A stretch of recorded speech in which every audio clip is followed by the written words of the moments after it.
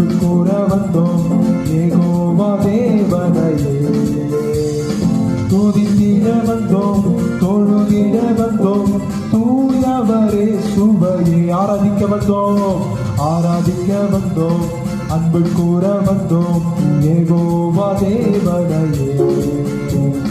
துதித்திட வந்தோம் தொழுதிட வந்தோம் தூயவரே சுவையே. ஆலயம் செல்லுவதே அது மகிழ்ச்சியை தந்திடுதே. ஆலயம் செல்லுவதே அது மகிழ்ச்சியை தந்திடுதே. என் சபையுடனே உம்மை தொழுதிடவே கிருபையும் கிடைக்கின்றதே.